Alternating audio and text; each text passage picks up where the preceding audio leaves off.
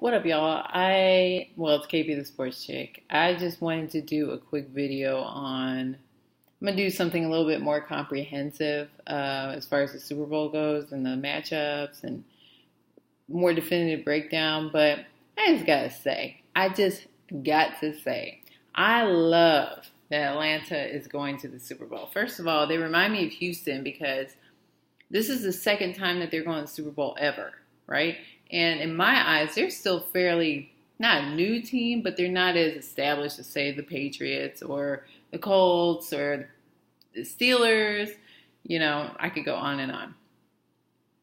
But my real quick takeaway is that from the AFC and the NFC Championship games is that everybody who played was supposed to be there. However, everything aligned for New England to win because so much went down with the Steelers as far as a lot of the team catching the flu. You got this idiot pulling fire alarms so that when people are sleeping, they're Patriots fans,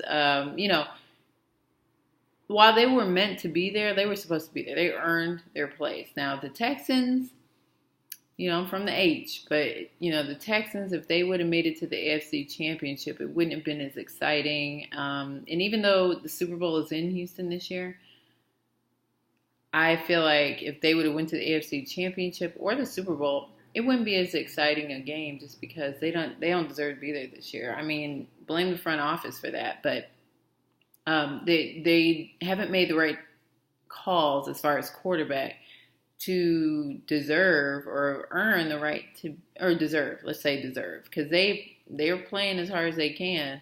I mean, but they haven't deserved the right to go to a Super Bowl. I mean, their front office is making horrible choices as far as picks, trades, all that. See Osweiler, okay? So, I mean, Mario Williams was like the number one pick how many years ago, and he's not even with us anymore. He was supposed to be the franchise defensive player like J.J. Watt, but he wasn't. And it just goes to show you, you can never really expect to... I mean, you can use Tom Brady as an example. How far back was he drafted? Okay? And you see what I mean? You can never really expect the people that you pick to be great or bad. They just kind of prove themselves. So... the takeaway is that they deserved to be there, all four teams. But I think that that Falcons deserve to win the Super Bowl, and I hope that they do. I just hope that they basically do more of the same of what they've been doing all year, which is consistency. They have the best all-around game of anybody this year. Offense, defense. The types of offense, the types of defense. When I say types of defense, run defense, pass rush, secondary, offense. You got passers, you got running backs. Like, you can only hope to contain them.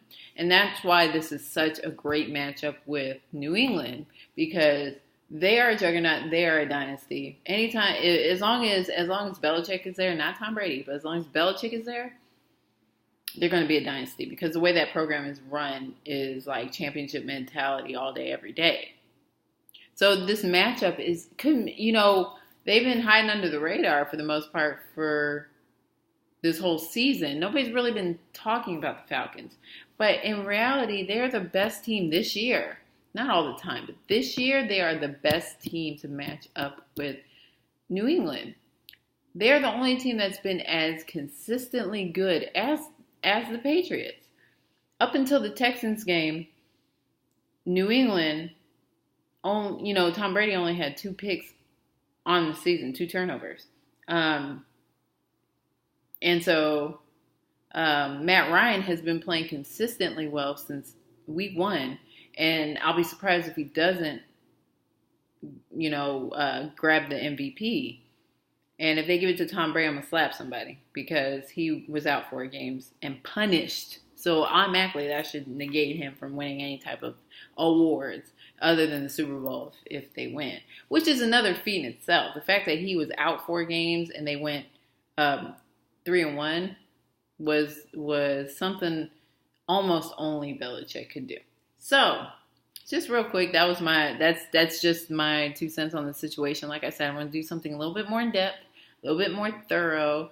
Since I'm in Houston and the Super Bowl's here in Houston, I'll probably incorporate something into the video. And you check out my other videos. I'll be doing some other things around Houston for the Super Bowl. But quickly, my pick is going to be the Falcons. Like I said, they play consistently all year. I think they are the only team to beat New England at their own game, which is their own game, the Falcons' own game. And we will see. But I think that this is the best matchup all year. This is going to be, mark my words, this is going to be a close one. If it doesn't go to overtime, it's going to be a 3-point or less difference in the final score.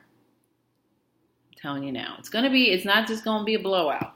I'll tell you that right now. Because, like I said, Atlanta's been consistent. The quarterback has been consistent all year. Tom Brady, consistent all year. It's gonna be a sight to see. So, and I think one of the most memorable Super Bowls. So let me know, as usual, in the comments what you think. And like I said, I'll be doing something a little bit more comprehensive. Come closer to Super Bowl weekend, I'll be talking about some things that have to do with the players that are in the Super Bowl and in the week ahead, the week and a half and ahead. But let me know what your early picks are for Super Bowl winners. Who's going to win it all? And we can discuss, as always. I answer all the comments, and I welcome any feedback, any comments, good or bad, opposing or not. And just let me know in the comments at YouTube. And as usual, you can always find me at kpsportschick.com. All the same videos are there, plus all my social media links, where I do a lot of live feeds, and I'm on Live Rates as well, so check me out.